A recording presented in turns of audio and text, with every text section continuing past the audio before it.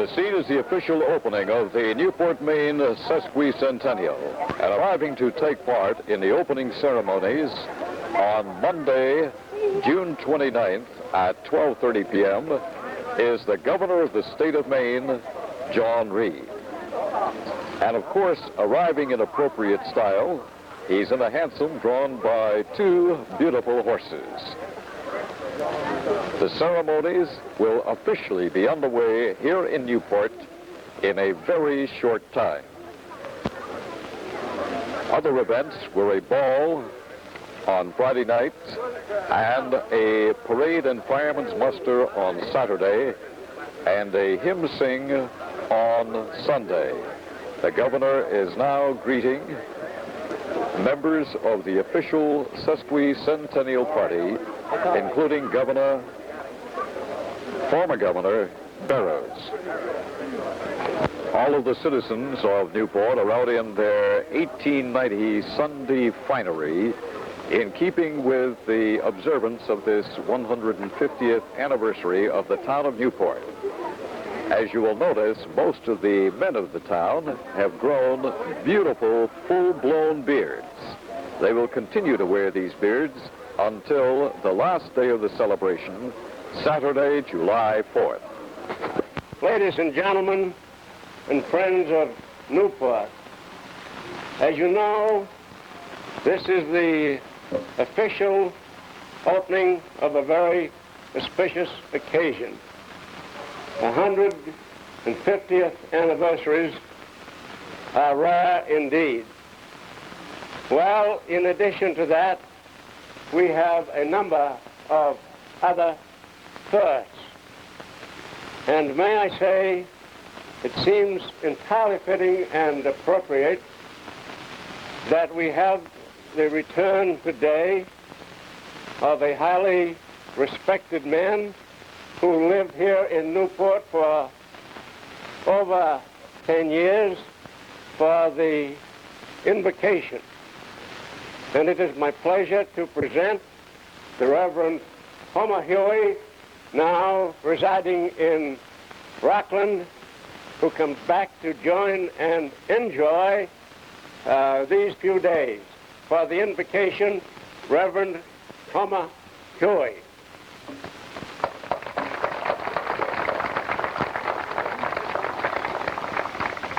Let us all be in prayer.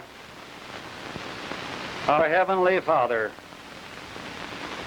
in a moment of profound appreciation, a moment of memory, we pause before Thee to consider the moral integrity, the spiritual stamina, the physical fitness of the men and women of yesterday who carved a village out of a wilderness, and from a village into a town.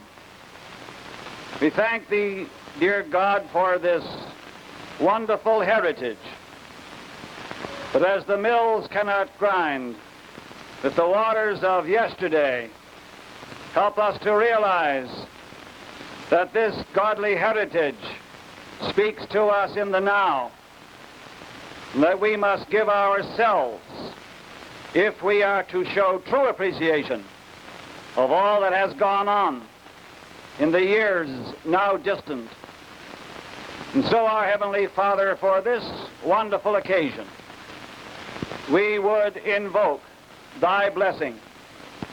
We thank Thee for the homes and the schools and the churches of this community. And we believe, our Father, that families are divinely ordained. And so, from the youngest babe to the oldest citizen of this town, may Thy richest blessing be upon each one. And to Thee, O God, we shall give our praise and gratitude now and always. Amen.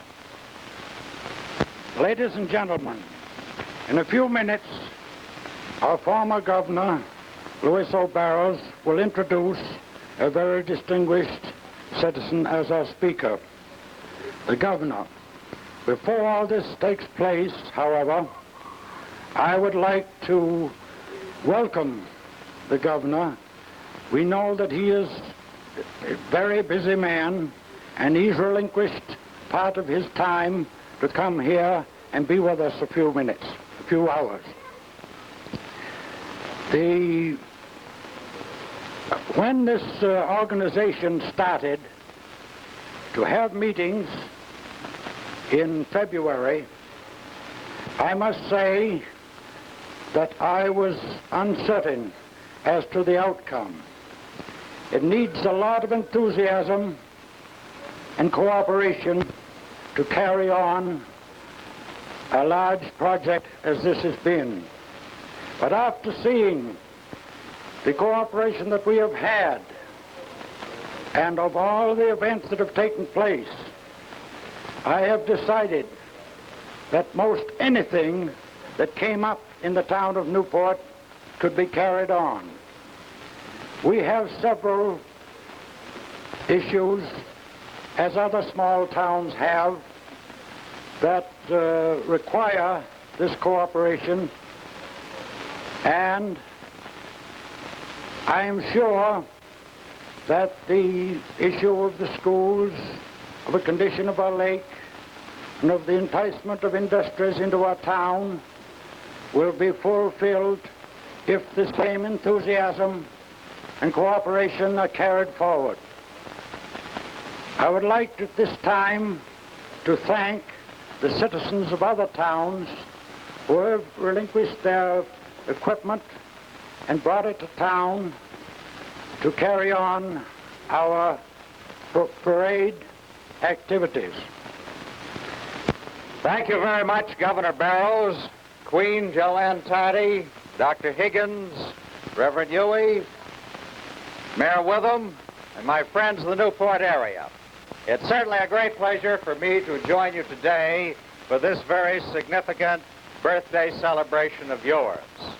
I'm certainly so pleased that so many came out at this hour of the day, and I know it's not easy right in the middle of a work day, but this certainly indicates the great interest that you have in this wonderful celebration that has been planned for months and months by your committees here in Newport in recognition of this sesquicentennial occasion. Certainly I want to thank Mayor Witham for the generous donation of gifts. The hat comes in just right as a sunshade right here. I like the sun, but it kind of makes me burn once in a while.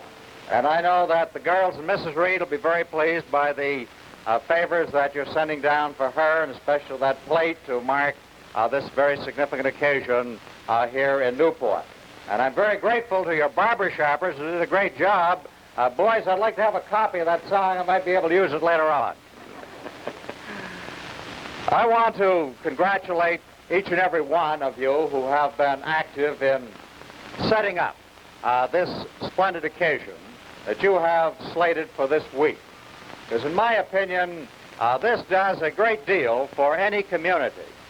And during the time I've had the pleasure of being governor, I've always attempted to get to as many of the centennial, sesquicentennials, and 200th birthdays as I possibly can.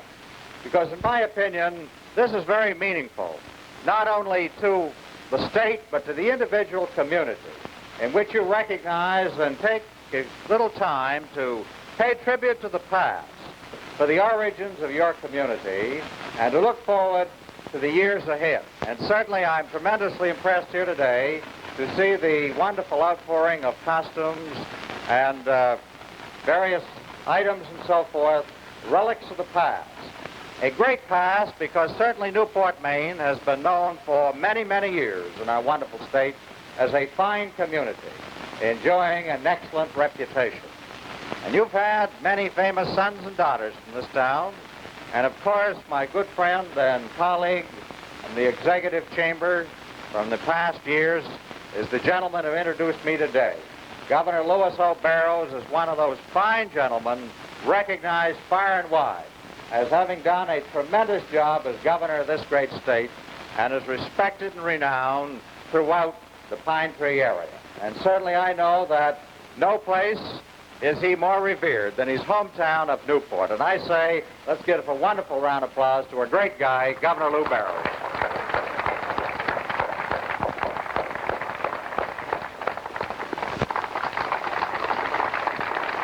Of all the individual members of the community, probably none are more needed or none more endeared to the community at large than those who serve the humanities, those who wait on the ill and the sick and in need of physical restoration. And I certainly was delighted today to have an opportunity to usher in this sesquicentennial of yours, and of course to have what will be a historic ride for me in my book of memories from your post office in the old Surrey, which I understand was originally used at one time to give former President Taft a ride. And so I feel honored to have a chance to ride in a vehicle that a former President of the United States also had a ride so many years ago.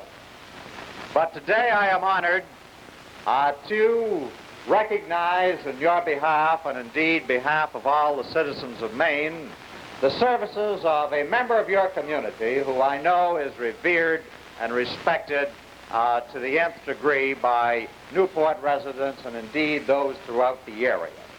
And today it was my pleasure to have as my official escort your friend and mine, Dr. G.I. Higgins, ride in with me today. Doctor, would you stand up and take a bow, please? 55 years, right, Doctor?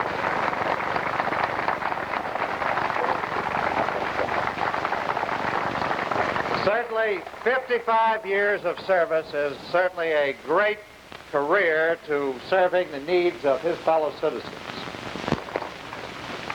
I've had a pleasure of being in your fine town many times in the past, and I've always enjoyed my associations here, and I'm greatly indebted that so many of you came out here today, because in my opinion, these are very important events. I think they're important because it gives us a chance to pause and reflect on what the history of this country has in store for us as far as future is concerned. Because in my opinion, the recognition of our birthdays as we pass these milestones is Americana at its best. Because as long as we recall what our illustrious history has been, if we recognize that it has been brought to us as a result of sacrifice of those who have gone before, who've established this country of ours. Actually, our country is really in its infancy as we look to the countries of Europe who have been existing for countless hundreds of years, that we here in America are truly a new country. And I say to you that we have a glorious history to look forward to. And it will be just as glorious and just as great as you and I make it. And we will make it that way by indoctrinating our young people. And I'm so pleased to see so many of the boys and girls here today, because they will recall this event. They'll recall people coming from far and wide of the great time was had in their hometown. And as they grow through the years, they will realize that this is how America was built. It was built because people cared to develop a community. And this is truly the backbone of our American society, the relatively small town, where a number of our finest citizens have grown and developed into manhood and womanhood and gone on to great things in their careers, and brought real credit to their individual towns. Certainly Newport can well be proud of its 150 years of existence. And I see here today, in this fine group that has turned out for this particular occasion, that the leaders of tomorrow are here and will be indoctrinated in the spirit of America, the spirit of Newport. And so I congratulate you and wish you happy birthday on this, your 150th milestone. I'm certain. Thank you. Thank you, Bob. I want to extend a hearty welcome to you from the people in Newport who are now observing our 150th anniversary. We're very grateful to have you here. We recognize you as an outstanding man in America, and we appreciate the efforts of the H.B. Hood and Company in making this possible. H.B. Hood had been in our vicinity in our town for a number of years, and we value them very very highly. Now, you've met Miss Joanne Tardy, our sesquicentennial queen, and this is our welcoming committee here from Newport. We hope you enjoy your visit here as much as we feel honored in having you with us. Well, thank you very much, Governor. It's a pleasure to participate in this celebration with you. As you probably know, I'm certainly not a stranger to this part of the country. We've gotten up here quite a bit in the last 12 or 13 years, so it's certainly a pleasure for me to get back and see a lot of old friends again. And thank you for this welcome. Well, we welcome you coming.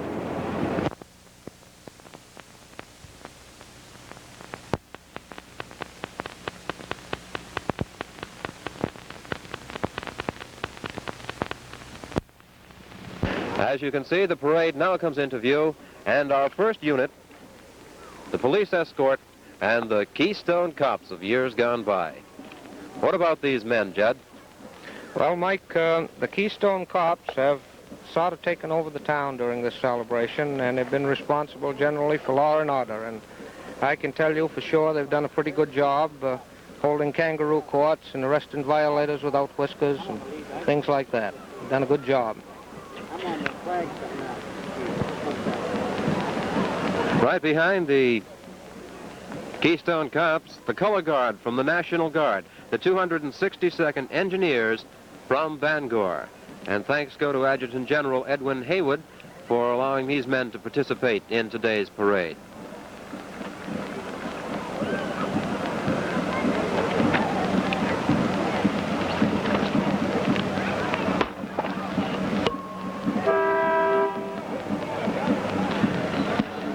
Next car in line holds the parade marshal, and it is former Governor Louis Barrows. And who is his chauffeur, Judd? That's the Reverend Leon Hermes, pastor of the High Street Congregational Church here in Newport. He's acting as official escort and chauffeur for Governor Barrows, parade marshal.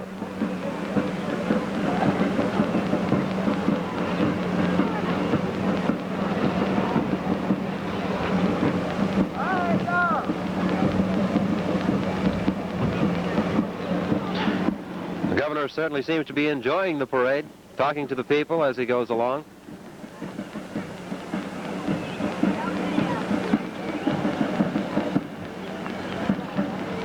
An interesting sidelight on the next unit. This is the Worthley Dog Team from Farmington. And Judd, what was it you were telling me about this team? This team was in President Kennedy's inaugural parade. It's a very famous organization this fellow has here of dogs, and you can see they're very beautiful animals, Mike.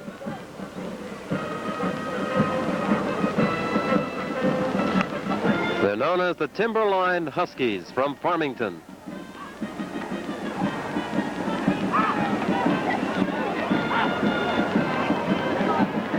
Next, of course, the queen of the Sesquicentennial celebration.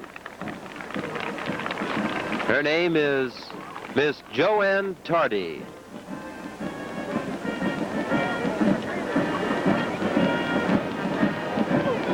You know, if we're lucky, Judd, this rain's going to hold off long enough. The sky is getting really socked in now. In fact, it seems like it's been showering just a little.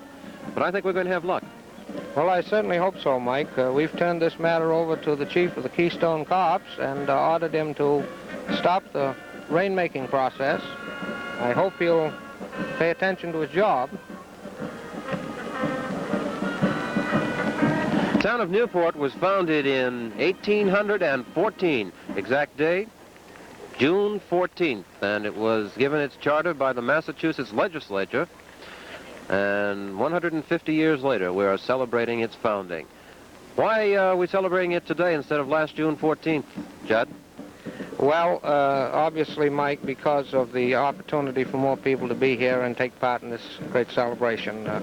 The school being out and summer visitors coming in, and of course the 4th of July holiday and plants being closed and so forth, we thought to give more people a chance to join with us today and have a lot of fun.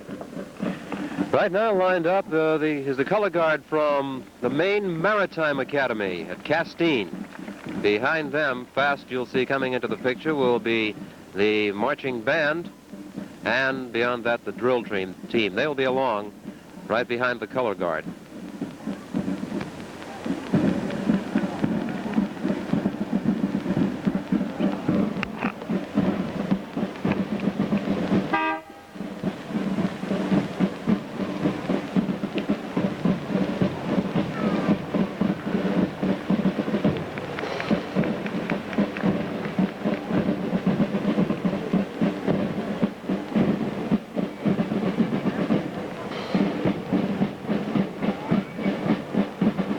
I understand that the drill team is going to be putting on an exhibition at the end of the parade at the high school. They may do a few fancy steps for us as they come down in front of our cameras.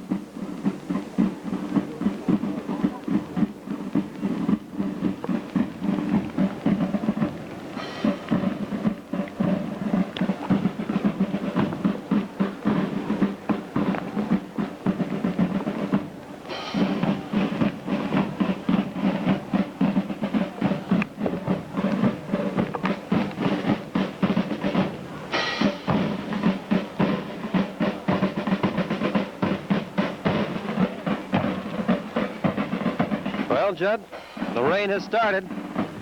I hope it does. I hope it will let up. Be ashamed to spoil all the work. Although the people don't seem to be minding it much, they're going to stay right through. No, Mike, and this is just a good 4th of July show, you know. When we have one, we have the best, and I hope this is the best of the 4th of July showers, which will last about 5 or 10 seconds.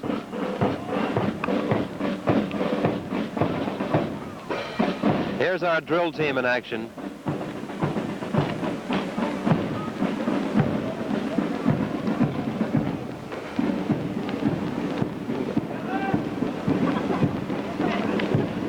No history of Newport could be written without mentioning one of its most beloved citizens, Dr. Higgins, born in Clinton, January 14, 1884. He was educated at Maine Central Institute in Pittsfield and graduated from Maine Medical College at Bowdoin in 1909, and here he is, drawn in the old horse and buggy days of travel. He started his practice in Newport in 1922, Judd, and still serving the people to this day. I might say, Mike, that is typical of Dr. Higgins. He fixed this carriage up himself. It's sprung, the seat that he's sitting in and the major part of the carriage is sprung on leather straps instead of steel.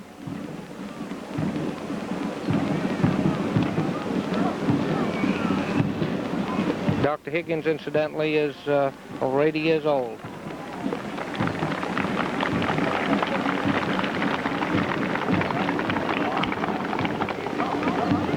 The next float is from Banton Brothers, Judd. Tell us about them. Well, this float is made by the boys that work in the Banton Brothers plant here in Newport, woodworking plant, and was designed by the crew at the plant and is an imitation of an old-fashioned sawmill, complete with water wheel and water and all the trimmings. The Hood Milk Company brings out the horse and carriage. You know, I remember those when I was small. Yeah, that's the old-fashioned milk wagon. And that's an authentic one, too, Mike. And behind them,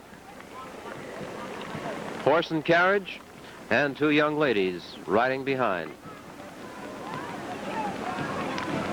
These will bring back memories of days gone by, although some of us won't remember them as having seen them in person. And now the representatives from the United States Post Office. The horse just before it, of course, representing the Pony Express, and now the modern mode of transportation. Town residents are represented here, of course. Staples Oil Company. They've decked out one of their trucks, and it goes back a few years, Judd. Yes, that goes back quite a ways. And, of course, antique cars come into the picture. People have been seeing antique cars around Bangor and Brewer and Old Town now for the past week, all signifying the move to Newport to help celebrate their Sesquicentennial. These cars belong to the Staples Oil Company, or the people who own it, I think, Judd, and because here comes the modern oil truck right behind it. And these should be representatives of the Penquist Riding Club. That's Penobscot and Piscataquis County area. Here comes an old-fashioned milk cart with ponies pulling. That's Herbie Turner's Lakeview Dairy. That's one of our local units. Sign on the side, November 14th, 1932. I guess he acquired that. That's about right, Mike. He's been there quite a while. And here comes one of the modern cars from Lakeview. Their trucks with a display of their dairy products, and then their delivery trucks.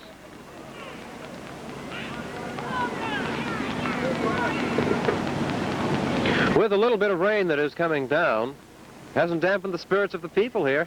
Not one bit. They're standing by to watch this entire parade. Some 65 to 70 units strong will pass before us before this parade is ended. The next float pulled by tractor is the H.G. Libby Relief. That's the Women's Auxiliary. Yes, that's a Civil War organization. That unit has been in this town for a good many years, Mike, and they've done many things for the town. The memorial on the bridge that you see across there was a result of their work. These ladies have been very active.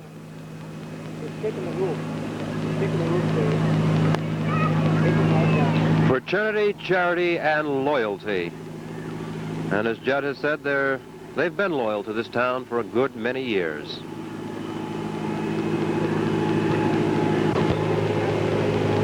It takes some time to keep these cars in maintenance, I understand. They have a lot of fun with them, and of course it does represent years gone by in the growth of Newport. Who's on up Whisker Rebellion? Well, we have 2 or 3 companies, the Whisker Rebellion, Mike. The boys got together here in town, and there was a large number, many, many more people than we expected, who grew real, genuine, 100% beards.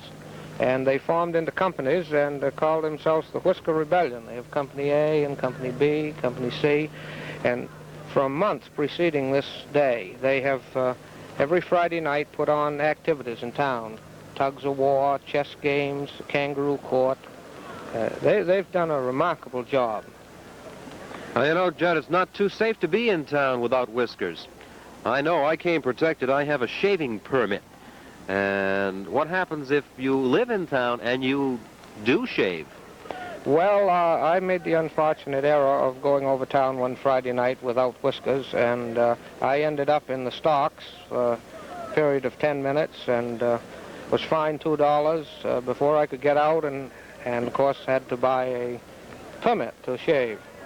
One of the hardest working organizations in the town of Newport for the past months have been the Sesquibels. I'm sure you'll agree with me there, Judd. They have been into every organization, every committee, and many of them are chairmen of committee, and they're right behind the Whisker Rebellions. Well, they've been right behind the Whisker Rebellion and right behind the town on this project ever since it started, from the initial organizational meeting right through. And as you said, Mike, they've been in everything, and they've done a remarkable job, selling tickets and all the things required to put on a good celebration. Towards the end of the line, as you'll see, there at least seem to be 2 people who are dressed for the weather. They have their umbrellas, although I think they were meant for sunning umbrellas, but nonetheless, they're prepared for today's weather no matter what.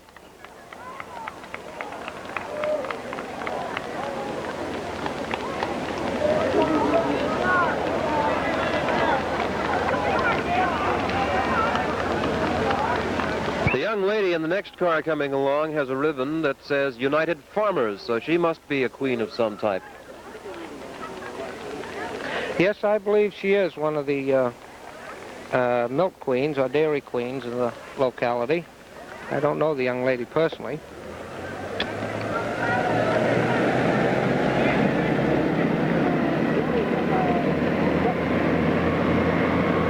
Oh, the JCs have put together a fantastic car here. It's a 2-way car. It has no tail end. It's straight all the way. You drive it from the front, you drive it from the rear.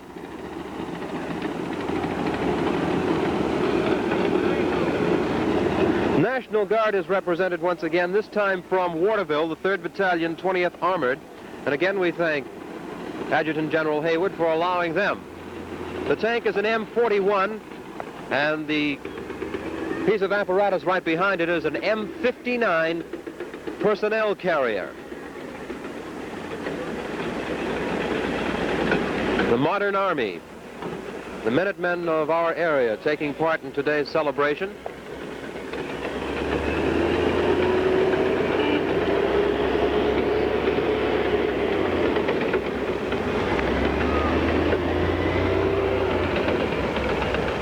Almost in every town in America today, town, city, and state, there are representatives of the Boy Scouts. Young men learning to work with one another and to work for themselves, their state, their family. And we have a good contingent here from Newport today. Their own color guard. How active is the local unit, Judd? Well, our scouts have been active for a good many years, and they're a very active outfit. And they've done an awful lot for the community, for young boys, and they've been very helpful in the community and community projects. Nice organization. Great credit to the town.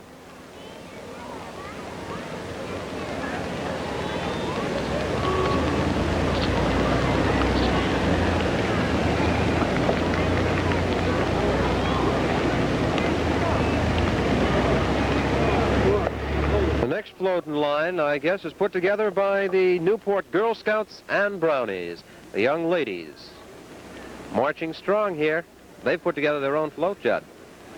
Yes, the kids have done a good job. They've been just as enthusiastic as, well, as anything you could imagine, Mike, here, the little fellows. And they've worked hard on this and been up early in the morning, and they're very proud of their work, as well they should be.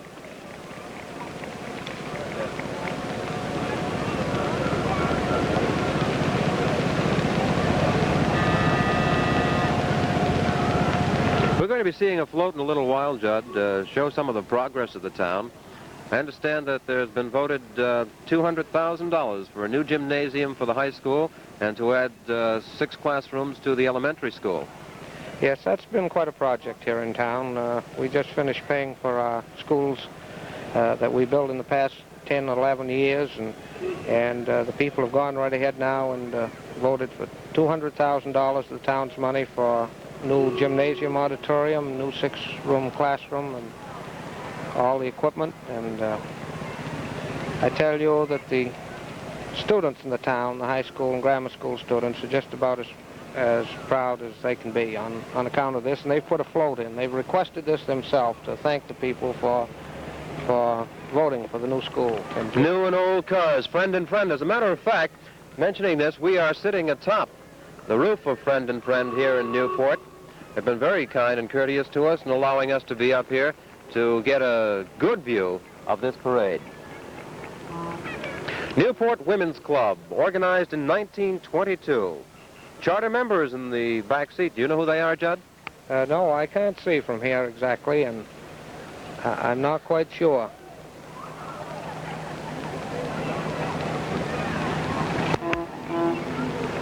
Our antique cars pass in parade. The Fords, tooting their horns to the people, waving in jovial. Some with their tops up now, of course, to protect them from the rain, but moving along nonetheless, undaunted by this little bit of rain. It's really not that bad. And we have Edgar Cole in a 1917 Overland. I wonder if that must be his name, Judd. Or at least it must have belonged to the gentleman. Touring cars and coupes, and roadsters. You name it, we're seeing it here today.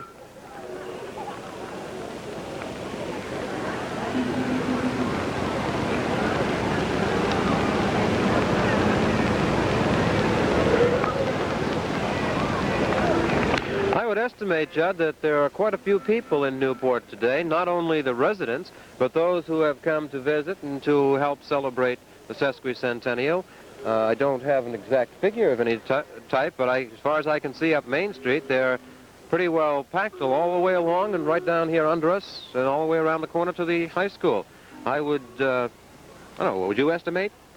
Well, I don't know as I could estimate, Mike, but they're crowded in from way down here by Friend and Friend's garage. I understand clean out to the corner of the Skowhegan Road. That's over half a mile, and that's quite a few people.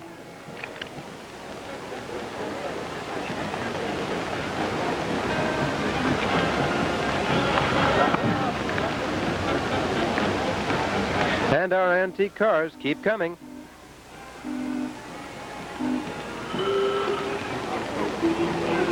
What about industry in Newport, Judd? Is it growing? What have we for industry? Well, we have a substantial amount of industry for a town of our size.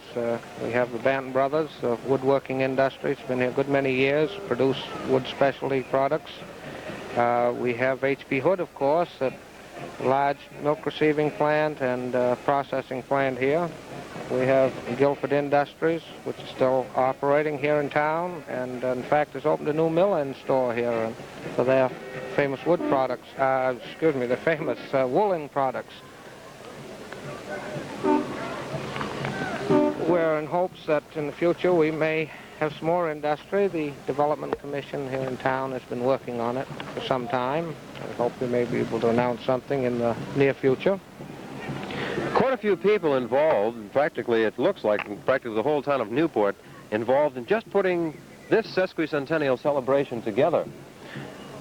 To mention a few, of course, President of the Sesquicentennial Committee is Robert F. King, Vice President is Roland Stewart, the Clerk is Grace Paulwell, and Treasurer George P. Perkins. And there's an enormous Board of Directors. And there are standing committees for the celebration, the General Chairman being Gilman Friend, and the Co-Chairman, of course, is Judson Jude, who's sitting with us right now. It must have been a long 3 months. It was longer than 3 months that you've been putting this thing together. Last February it started, didn't it? Yeah, that's right, Mike. We started about in February, and these committees and people have been working ever since. It's been a big project, and the most amazing thing about it that nearly everyone in this town has turned out in one way or another to participate in this. We have over 200 in the cast of the play alone, for example. It's been remarkable, the participation of the people. And here comes the Fay Scott Band and the MCI Majorettes.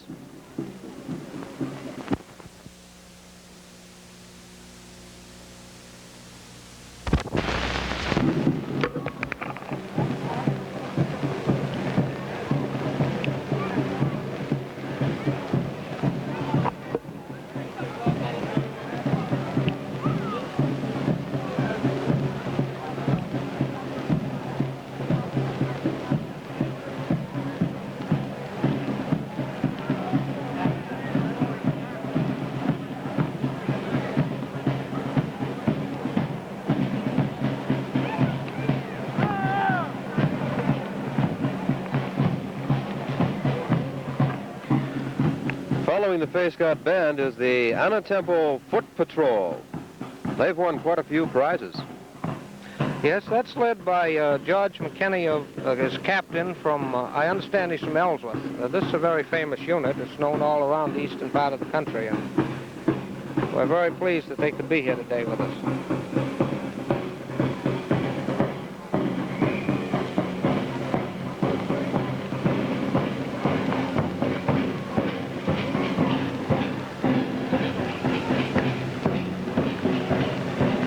Ralph Gray in his antique car.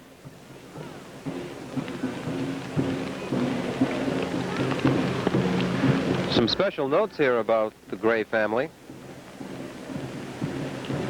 Yes, the Gray family of North Newport has been in this town, well, it's one of the earliest families in town. Descendants of Deacon John Ireland. That's right, and there's several generations represented here today in this old car. 5th, 6th, 7th, and 8th generations, all represented in that car.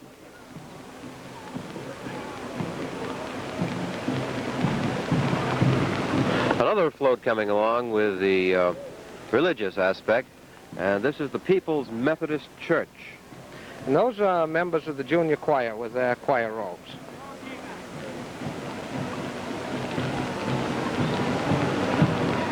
Seem to be quite a few people around here who like horses, Judd. Yes, this is a great horse center around here, and This is the Newport Spiritual Builders, I think, isn't it? yes, that's right, Mike. We have, 127 years old.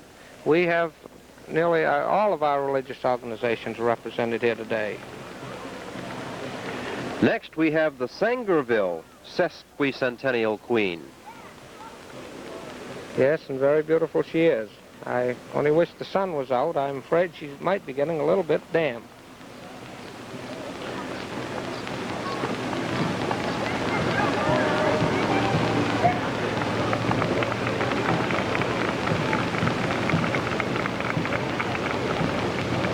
Side of her car says Queen Anne of Sangerville greets Queen Joanne of Newport. The 150th anniversary of Sangerville, they're celebrating themselves here today, helping you celebrate. The Sangerville Consolidated School has put together quite a float here, showing days gone by. Well, this is the example, Mike, of good neighbors. They had their celebration a couple of weeks ago, and some of our members, particularly our bearded crew here, went up and helped participate in their celebration, and this is a way of saying thank you to us from them. We certainly appreciate it. Next is the Sebasticook Fish and Game Club. This looks like quite a display. The old log cabin, I imagine it's supposed to represent the times in the woods. Yes, and I've been keeping my eye out, as the fisherman on the front there has, for the game warden. I don't see him anywhere.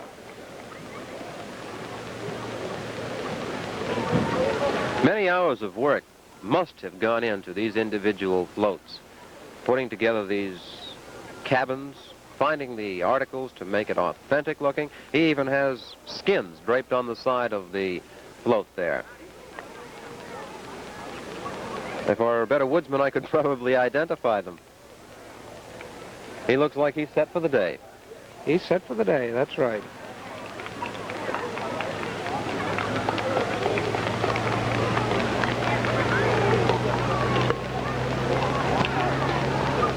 Oh, here's the canoe race winner. Earlier in the week, or last Sunday, wasn't it, they had the canoe race. And the winner is here.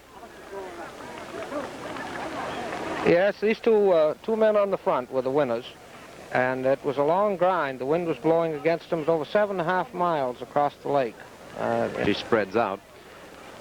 The town of Newport goes back even before 1814. It was founded then and incorporated then, but there were people who settled here before that. In fact, around 1803, old Peter S. Elkins and his father, Sanborn Elkins of Palmyra, journeyed from the town to here via the Warrens Hill in Palmyra to Marsh's Corner along the north side of Lake Nokomis to Rose Corner,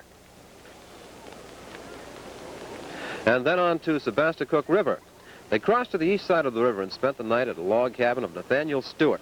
Some of this history has been put together very, very well. The home of Nathaniel Stewart is now the present armory. The trip had taken them nearly a full day. One other log cabin stood in the riverbank, and that was near the corner of the present Middle Bridge and Elm Street, and belonged to William Maines and his wife Lydia, both being only 25 at the time. The next day, Mr. Elkins and Peter returned home with a good supply of fish. Peter later remembered, and I hope it's this way today too, Jed, the river was alive with fish so that I could almost walk across them. Doesn't that sound wonderful? Well, there's still a tremendous amount of white perch in the lake and the river here, and you can go out any night, Mike, and catch all you want. There's no limit on them. Of course, the Maine Indians actually claimed descent from the powerful Algonquin Indians and were, in turn, divided into 3 divisions within our state. And some of them settled southwest along the border of New Hampshire, lived with the Penacooks. In the eastern half of the state lived the Etchemin tribes, to which the Penobscot, or the people of the Bay, belonged.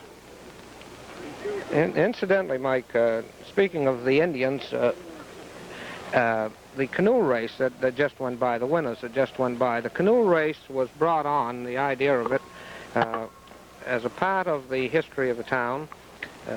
The Sebasticook Lake was about halfway between the Penobscot and the Kennebec rivers. and was the old trader and Indian route between the Penobscot at Bangor, from Kandusky Stream up through to Stetson Pond and down into Lake Sebasticook, and then down the Sebasticook River to Fort Halifax down Winslow. And this was to symbolize the trappers' route with the canoes. Someone's going to bring something back alive, these hunters.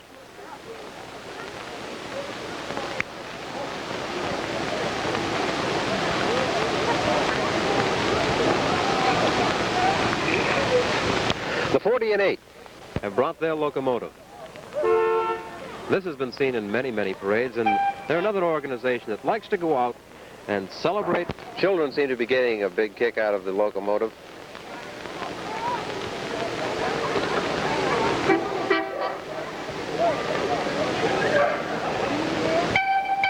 Voiture 454.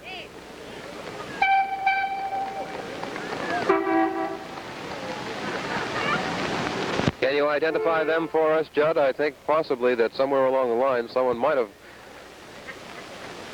left our list. They're pointing the way at any rate.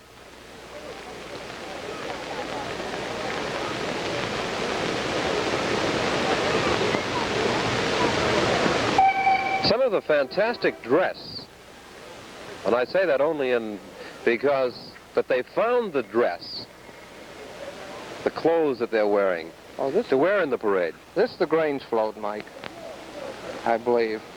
The P of H, Patrons of Husbandry.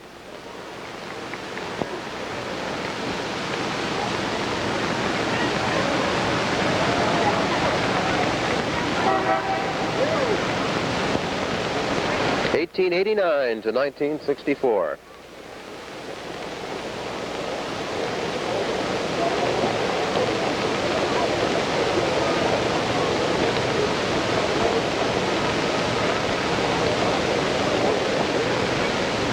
Fish and game clubs are represented today, and this one is the Peltoma Fish and Game Club float.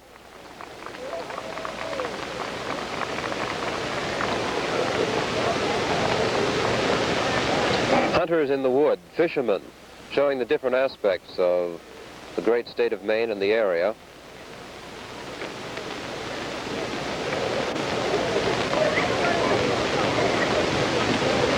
I imagine they had some fun going out and digging up those trees. Yes, I'm sure they did. That's one of our out-of-town guests. I'm very pleased to have. Peltoma Grange from Pittsfield.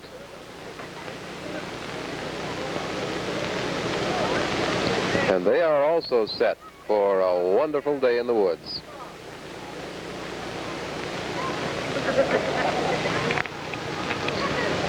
The next float is the Sebasticook Valley Hospital float.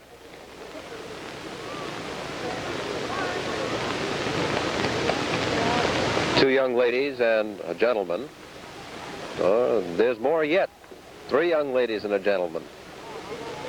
Sebasticook Valley taking in Newport, Palmyra, Dixmont, and Burnham.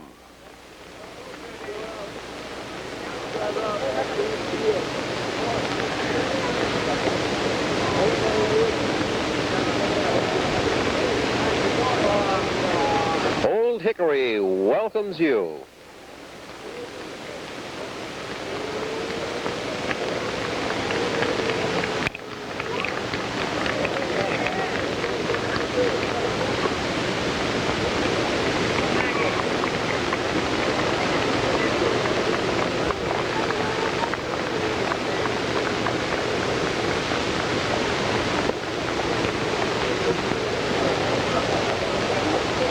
BFW Club. BPW, excuse me, of Newport.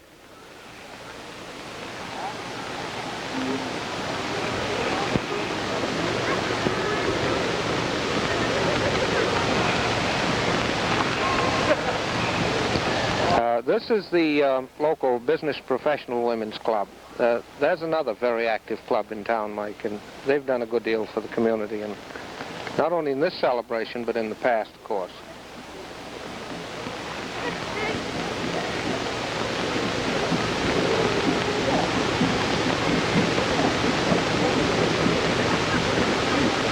seen some fine-looking horses here today. People are taking great pride in showing their horses in this sesquicentennial celebration.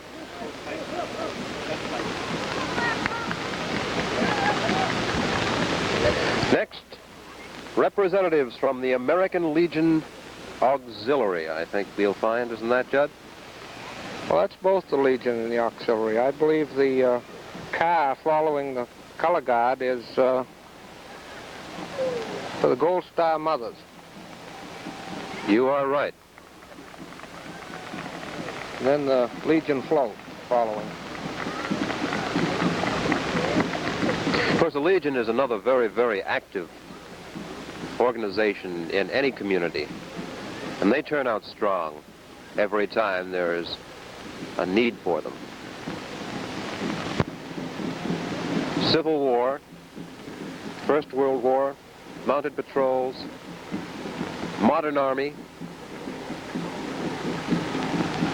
The one on your left, in back, the dark uniform is Spanish-American War also.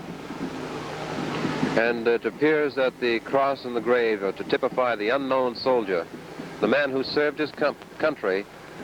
And the float they've put together typifies servicemen from many different eras. Civil War, First World War, mounted patrols, modern army. The one on your left, in back, the dark uniform is Spanish-American War also. And it appears that the cross and the grave are to typify the unknown soldier, the man who served his country and gets the recognition without anyone knowing who he was.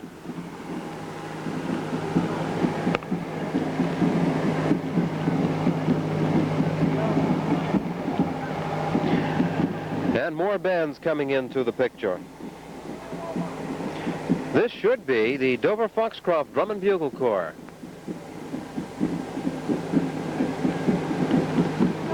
Led by a pretty young majorette. And she's stepping lively today, Judd. Certainly is, and that's another one of the units that from our neighboring town that has cooperated so well with us, and which we also, of course, appreciate very much.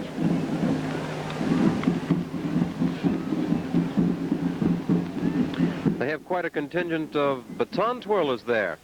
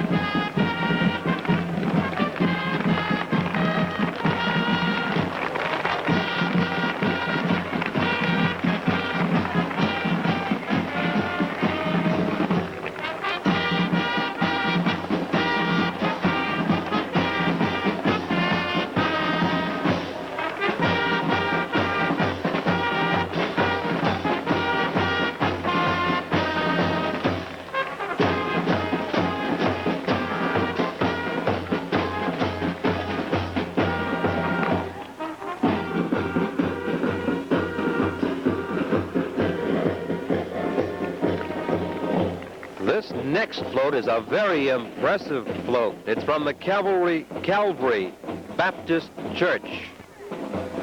And some hours of work went into this. In beautiful white and red. This certainly is. I don't know what the material is they use, but it's representative, at least, of the flowers that they use in the Rose Bowl, I believe, Mike. Well, the theme of their float, and it's a very good one, take time for church. The Calvary Baptist Church.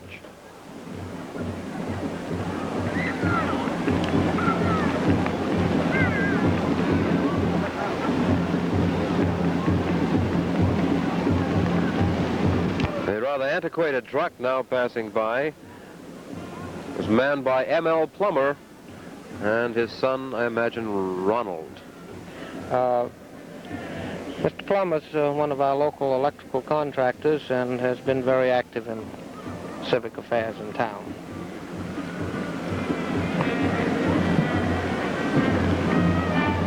And then it's Stewart's Greenhouse representing themselves here with another float, a very pretty float. The Stewart family is another one of the very, very old families of the town.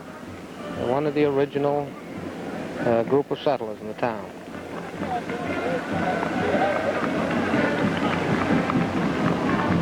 They put together a singing barbershop quartet atop there.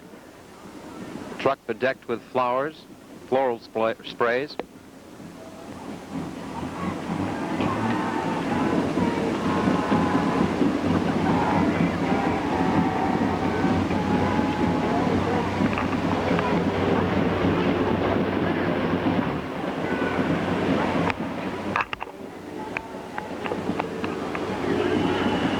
The horse and cart represent the Double L farms.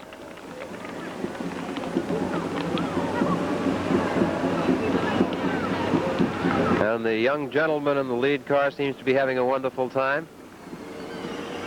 And even the horse has something to say about the celebration.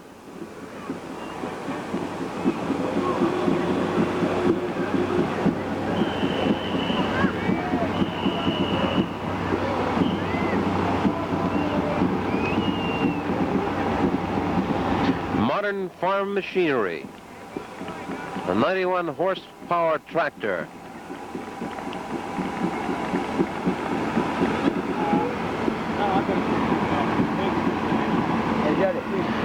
Coming into view is the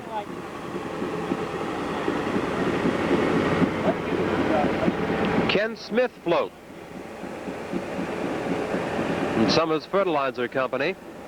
They've put together a lawn party of days gone by. The trellises, the young ladies in their dress of the day with their umbrellas, the children at the duck pond. And that is an impressive float. You're not standing in the light, are you? These are the Newport High School majorettes and the Newport High School band.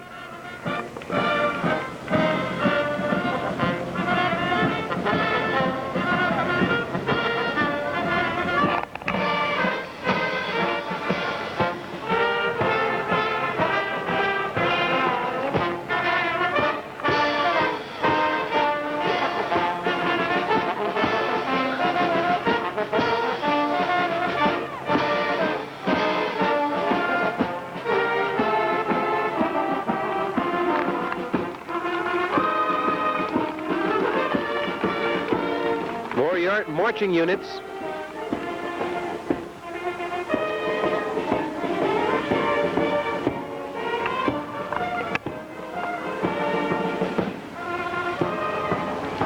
I can't make out exactly what unit it is. I know the green flags bear the Pooper Duper signs.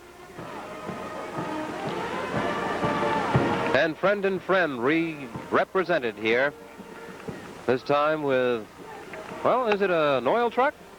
That is one of the old type oil trucks. That's a 1917 auto car, typical of the original equipment used to deliver oil to the homes by motor car.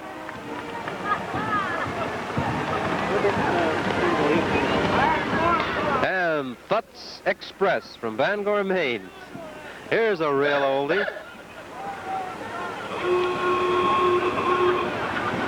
The Jubilee Gospel Church float next in view.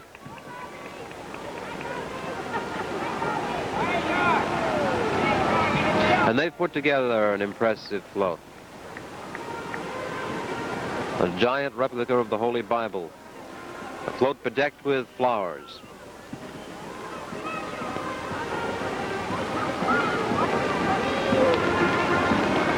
Modern day float, showing on one hand the modern aspect of housework for the wife and the way it was done in days gone by over the wash tub, and the hanging of the line. Of course, today, the washing machine does it, and the dryer dries it.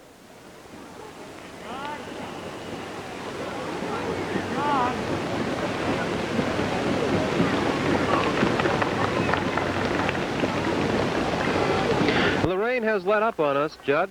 It seems like it was just one, as you said, one of the better 4th of July showers. Well, I think we can credit this to the Keystone Cops, that they've taken care of the thing in grand style as they have been during the whole celebration.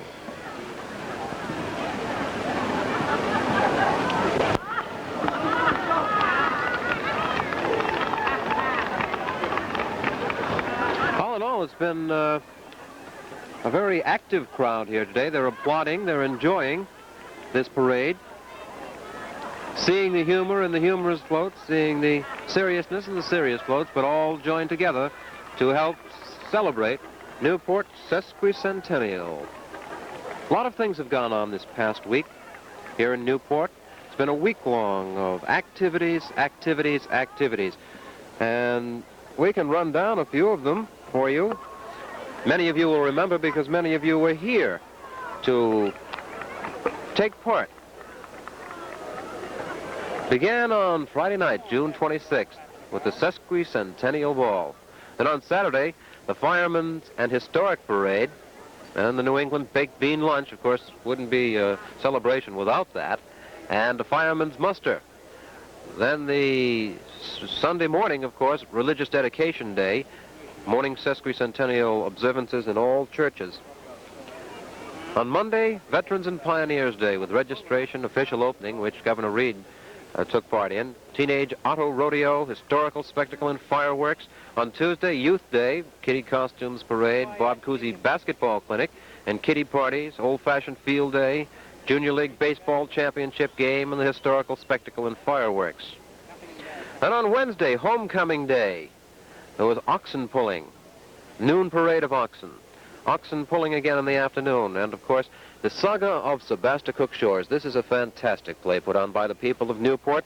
200 strong, a 270-foot stage, and it took some work to get this together, but it has been well received, and people who have missed it are going to have missed something that they won't see probably for many years to come again. Well, at least not for another 50 years anyway, Mike.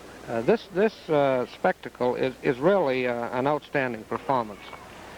We were amazed to see what a director can do with people right off the street that you know in everyday life. And when you see them on the stage, it's absolutely amazed at the ability they actually have and how well they perform.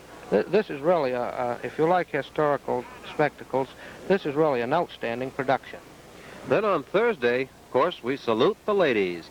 Judging of window displays, Ladies Kangaroo Court, Old-Fashioned Style Show, Sesquibel Mothers and Daughter Promenade, Historical Spectacle, Fireworks, Square Dancing, and a golf tournament at the Sebasticook Golf Club.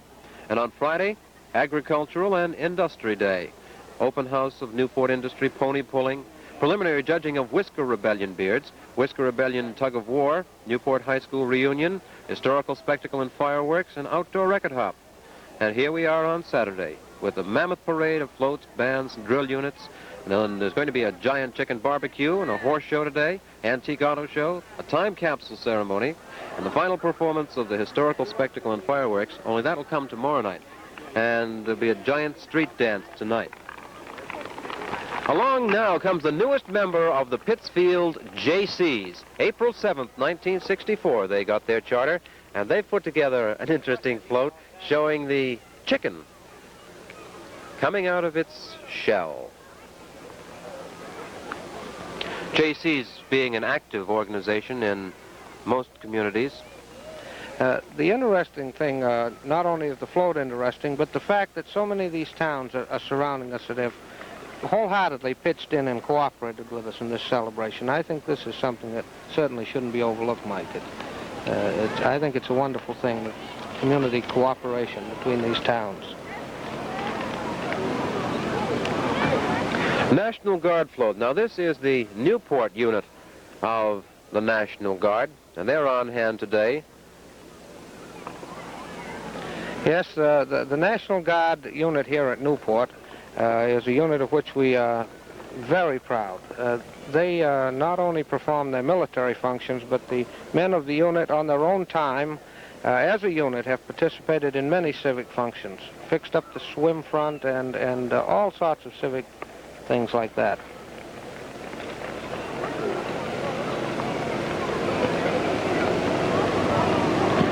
They've dug themselves a foxhole atop the truck, showing the guarding of our country.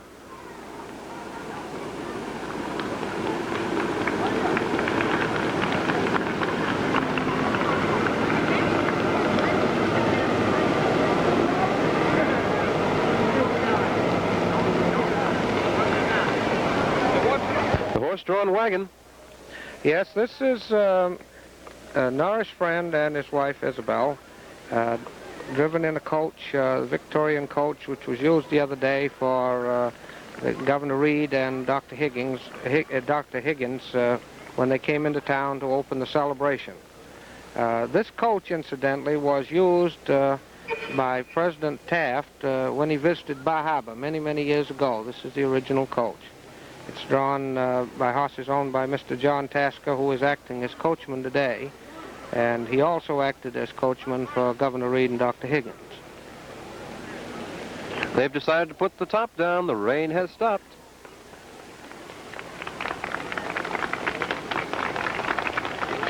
Here's a sight. A tandem bike. And a lot of fun they were. This is John and Carol Lee Hurlbert on the tandem bike. And they're moving along at a real slow pace, but maneuvering very, very well.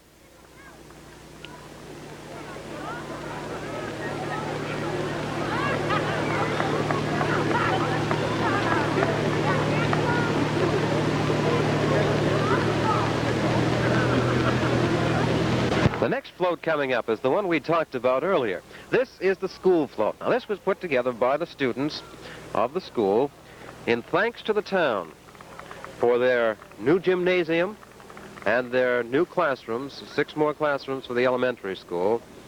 The town voted $200,000 for improvements, and the students decided that they themselves should salute the town and give thanks. And we have an old-fashioned schoolroom, and those desks go back quite a ways. And the teacher. Written across the back of the float, the children have put out the words, "Thanks for the gym."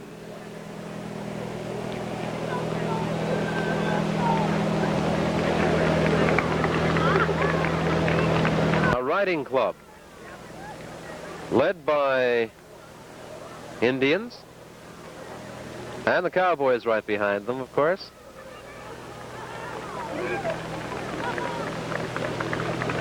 Some of these horses evidently are show horses also. They carry the ribbons and the cloths with their names on them. Some of them with very, very interesting names. Tonka, Coco.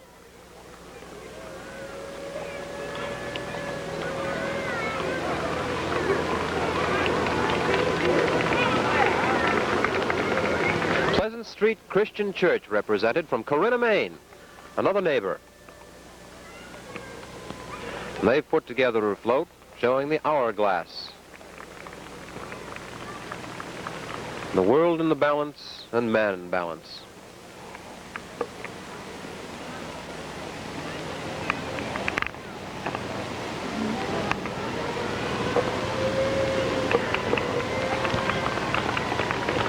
Next organization represented is Soapers. Since 1902 they've been active.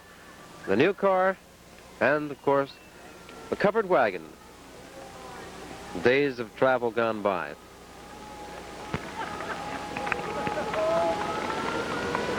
The Sebastica Golf Club represented here. It must be the 19th green. And time to celebrate maybe a hole-in-one.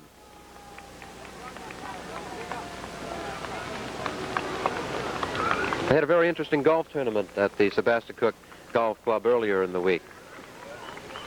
And now the Dairy Princess has arrived. The little tiny Dairy Princess. This is another one of our local dairies. Been here a good many years, the Row Home Farms. And that's a real colorful float.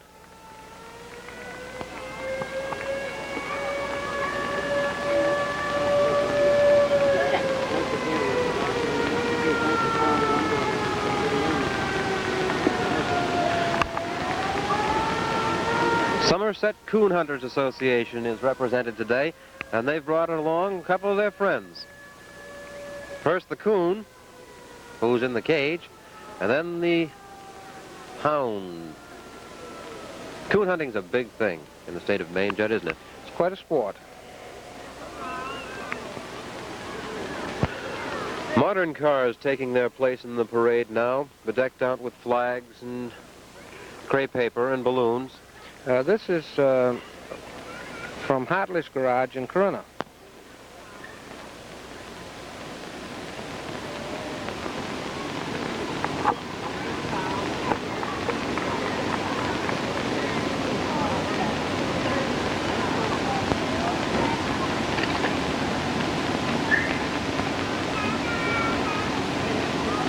Logging and wood has played an important part in the history of many Maine communities, and they take quite an interest in their communities, these companies. This is the Philbrook dealers, livestock and hardware fitted for the stove.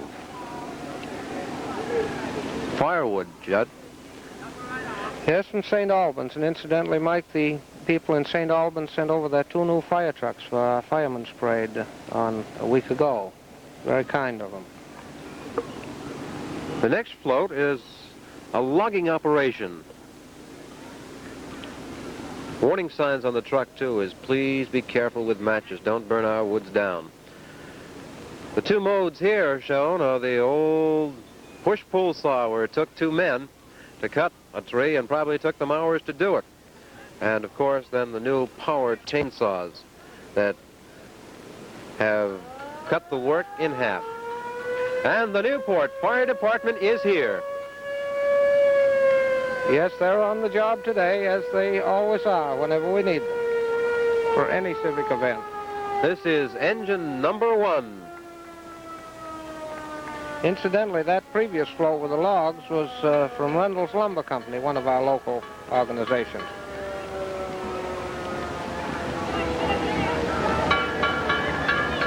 Another tandem bike, and this fellow's wearing a sign around his neck that says, the tax collector. He'll get around to you in the end. Yes, that's our local tax collector, Mr. C.A. Barrett, also town clerk. And he usually does get around to everyone in the end, with the tax bill anyway. And that is an appropriate place for him, because that is the end of our parade here today, July 4th, 1964, Independence Day, but also the Sesquicentennial celebration of the town of Newport. And the spectators who have put on such a magnificent parade. Who was parade chairman, Judd? Well, the parade chairman was Peter C. Friend and Morris Lindsay. They were co-chairmen for this parade, and they certainly done a remarkable job. They deserve plaudits from everyone in town and for everyone who has been here today, because they had their hands full putting this parade together. And I know that they had many, many helpers whom we'll never know who they were, but these 2 gentlemen spearheaded it, and they did themselves a fine job, and a fine job for the town of Newport. It certainly did, Mike, and as you say, a great deal of credit is due to so many people that we couldn't even begin to name them. Practically everyone in this town, and as I've said before, our neighboring towns have taken part in this thing. So that about wraps up the Sesquicentennial Parade from the town of Newport. Although the Sesquicentennial celebration won't end here, because there are many, many things yet to do today, with chicken barbecues, dances, fireworks, and Saga of Sebasticook Lakes.